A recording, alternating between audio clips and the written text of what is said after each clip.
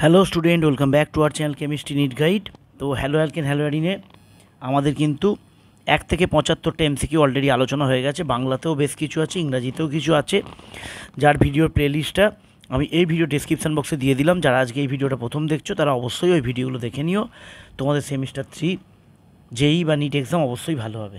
তো চলো শুরু করি। আজকে আমাদের 76 নাম্বার কোশ্চেন। আজকের ভিডিওতে আমরা মাত্র 5টা কোশ্চেন আলোচনা করব এবং এই 5টা কোশ্চেন আমার কোনো মতে মনে হয়েছে তোমাদের মিস হয়ে যেতে পারে, ভুল হয়ে যেতে পারে, তাই 5টা করে 80টা কোশ্চেন করে আজকে আমরা এই ভিডিওটা শেষ করব।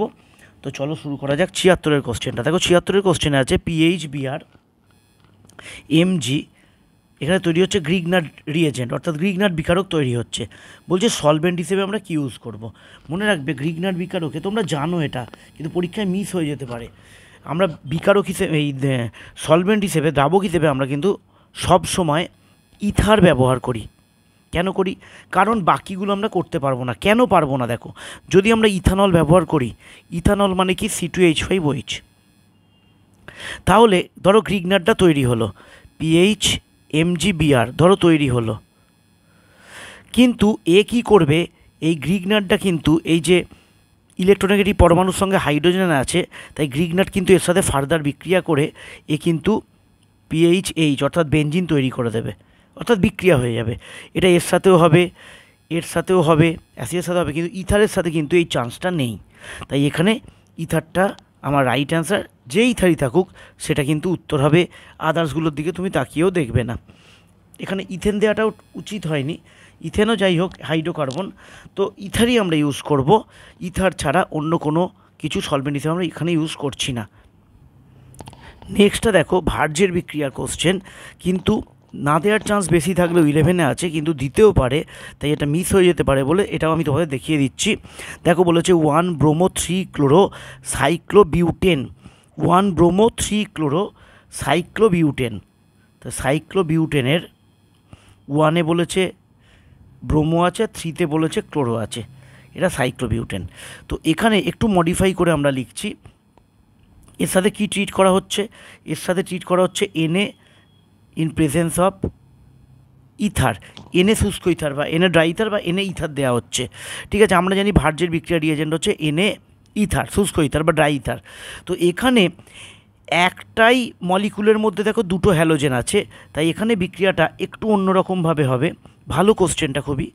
এই যে বিআরটা আর এই যে সিএলটা, এটাকে ভেতরে করে লিখলাম, এখানে 2Na, তোমরা এটা জানো বিক্রিয়াটা, তো আমি দেখিয়ে দিচ্ছি। এখানে NaBr বেরোয় দুটো বা NaCl বেরোয় দুটো, এখানে এইটা এইভাবে বেরিয়ে যাবে।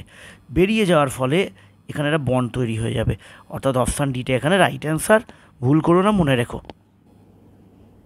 নেক্সট কোশ্চেন বলছে দেখো SN1 বিক্রিয়া AgNO3-র সঙ্গে এদের রেটটা কী হবে, মানে কে তাড়াতাড়ি দেবে কে স্লোলি দেবে।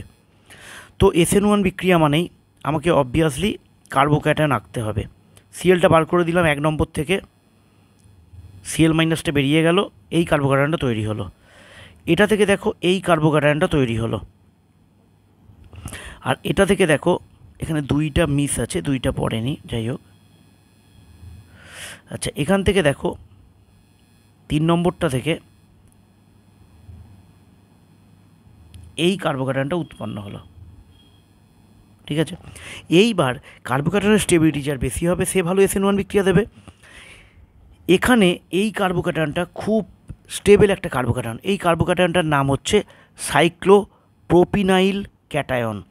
এবং তুমি এখানে লক্ষ্য করে দেখবে এই কার্বোক্যাটায়নটা কিন্তু রেজোনেন্সের মাধ্যমে স্থায়িত্ব লাভ করে, এবং এই কার্বোক্যাটায়নে 4n+2 সংখ্যক ইলেকট্রন আছে, অর্থাৎ এখানে আমরা রেজোনেন্স দেখতে পাচ্ছি।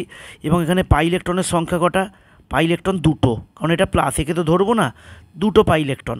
তো দুটো পাই ইলেকট্রন মানে তুমি 4n+2-তে যদি বসাও এনের জায়গায় 0, তাহলে দেখো এটা 4n+2 অর্থাৎ হুকেলের রুল মেনে চলছে। তাই এই কার্বোক্যাটায়নটা কিন্তু একটা অ্যারোমেটিক কার্বোক্যাটায়ন। অ্যারোমেটিক কার্বোক্যাটায়ন হওয়ার জন্য এটা অত্যন্ত সুস্থিত, তাই এখানে এ কিন্তু সবথেকে ভালো SN1 বিক্রিয়া দেবে।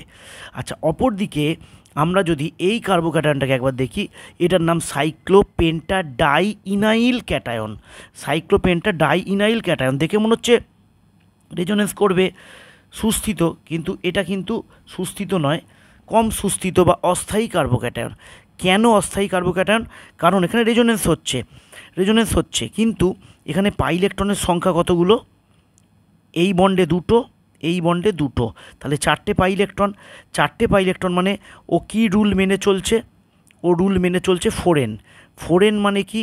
ফোরেন মানে আমরা জানি অ্যান্টি অ্যারোমেটিক কম্পাউন্ড বা অ্যান্টি অ্যারোমেটিক আয়ন। অ্যান্টি অ্যারোমেটিকের সুস্থিতি খুবই কম, তাই এর সুস্থিতি কিন্তু এখানে সব থেকে বেশি কম হবে, মানে সব থেকে কম। আর বাকি রইল এইটা, তাহলে এটা পড়ে গেল মিডিলে। তাহলে আমার রাইট অ্যান্সার হলো সব থেকে ভালো 1, এ মিডিলে রইল 2, আর এটা অস্থায়ী বলে এটা হচ্ছে 3। অনেক সময় বলে রাখি, একটা কোশ্চেন দেয়, আগে খুবই দিত, এইটার মধ্যে সলভোলিসিস বা ইথানোলিসিস, সলভোলিসিস এইরকম যদি কোশ্চেন দেয়, তোমরা কিন্তু এইভাবেই বিচারটা করবে। নেক্সট কোশ্চেনটা দেখো, এটা কিন্তু এইচএসে বা অনেক এক্সামেই এই ধরনের কোশ্চেন আগে আসতো বা আসে। তো এই কোশ্চেনটায় তোমাকে মেনলি ওরা যেটা জানতে চেয়েছে যে HCl দিয়েছে, এখানে দেখো দু জায়গায় OH আছে, তুমি কোন OH-টাকে রিপ্লেস করো সেটা দেখার জন্য কিন্তু কোশ্চেনটা দেওয়া। এখানে মনে রাখবে, এখানে কিন্তু রেজোনেন্স হয়, ডাইরেক্ট রিংয়ের সঙ্গে আছে, তাই এই OH-টা রিপ্লেস হবে না, Cl দিয়ে রিপ্লেস হবে এই OH-টা। ঠিক আছে, তাহলে এখানে রাইট অ্যান্সার কোনটা হবে? অপশান সিটা এখানে রাইট অ্যান্সার হবে। এই OH-টা রিপ্লেস হবে, কেন OH-এর জায়গায় ধরো Br দিয়েছে, Cl দিয়েছে, অন্য কোনো এখানে রিয়েজেন্ট দিয়েছে, এখানে Cl আছে। সবসময় মাথায় রাখবে রিংয়ের সঙ্গে অ্যাটাচ যে রেজোনেন্স করে এটা কিন্তু রিপ্লেস বা প্রতিস্থাপন হবে না। তুলনামূলক এখানে যদি CH2Cl থাকতো এটা রিপ্লেস হতো। এই কনসেপ্টটা মনে রাখবে, এই ধরনের MCQ পেতে পারো যে কোনো পরীক্ষায়। আচ্ছা, আজকে লাস্ট MCQ দেখো, 80টা MCQ আমাদের কমপ্লিট হবে আজকে। তো লাস্ট MCQ হচ্ছে, বলছে হুইচ ক্লোরো ডেরিভেটিভ, মানে নিচের কোন ক্লোরিন যৌগটা অফ বেঞ্জিনের কোন ক্লোরিন ডেরিভেটিভটা among the following would undergo hydrolysis, আর্দ্র বিশ্লেষণ, most readily with aqueous sodium hydroxide, মানে জলীয় NaOH-এর সঙ্গে কোন যৌগটা তাড়াতাড়ি বিক্রিয়া করে হাইড্রক্সি ডেরিভেটিভ তৈরি করবে, অর্থাৎ Cl-টা বেরিয়ে গিয়ে OH ঢুকবে। তো আমরা জানি Cl কিন্তু আংশিক একটা দ্বিবন্ধন চরিত্র এখানে লাভ করবে, রেজোনেন্স হবে। এইবার এখানে দেখো NO2 আছে, এখানে NMe2 আছে, NMe2-তে কিন্তু এরও ইলেকট্রন দেবে, কিন্তু NO2-র কী এফেক্ট আছে? -I এফেক্ট আছে আর -R এফেক্ট আছে। এ কী করবে? ইলেকট্রন টানবে। এখানে দেখো 3টে NO2 আছে, 3টে NO2 গ্রুপ কিন্তু ইলেকট্রন টানবে, যার কারণে এটা কিন্তু কিছুটা পজিটিভ ক্যারেক্টার লাভ করবে, পজিটিভ চরিত্র একটুখানি পাবে। কেন? কারণ এরা ইলেকট্রনটা নিজেদের দিকে টেনে নিচ্ছে। টেনে নিলে এখানে যদি পজিটিভ চরিত্র পায়, তাহলে কিন্তু এখানে OH-টা Cl-টাকে বার করে নিজে ঢুকতে পারবে। তাই যেখানে মনে রাখবে অর্থ আর প্যারা পজিশানে বেশি বেশি NO2 থাকবে, NO2-র কী এফেক্ট আছে বললাম? -I -R। তো সেখানে কিন্তু সাধারণত বেঞ্জিন বা ক্লোরোবেঞ্জিন এই প্রতিস্থাপনটা সম্ভব নয়, কারণ আংশিক দ্বিবন্ধন হচ্ছে, সম্ভব নয়। বেঞ্জিন রিংগুলো সাধারণত ইলেকট্রোফিলিক বিক্রিয়া করে, ইলেকট্রোফাইলের সাথে বিক্রিয়া করে, কিন্তু নিউক্লিওফাইলের সাথে কখনো কখনো করবে যখন NO2 এরকম 3টে পজিশানে আছে, অর্থ এবং প্যারাতে, এবং সেই ইলেকট্রন টানছে নিজের দিকে, তাই এখানে পজিটিভ সেন্টার কিছুটা তৈরি হচ্ছে, এখানে কিন্তু ঘটতে পারে। তো এখানে অপশান এটা রাইট অ্যান্সার। তো এই ছিল মূল্যবান আমাদের প্রায় বিগত অনেক কটা ভিডিও এই চ্যাপ্টারের উপরে এসছে। তো এই ভিডিওগুলো ভালো করে করো, আশা করি সমস্ত পরীক্ষা তোমাদের ভালো হবে। আমরা খুব শীঘ্রই অন্য চ্যাপ্টারেরও ভিডিও এর পাশাপাশি আনতে থাকবো। দেখা হবে নেক্সট ক্লাসে।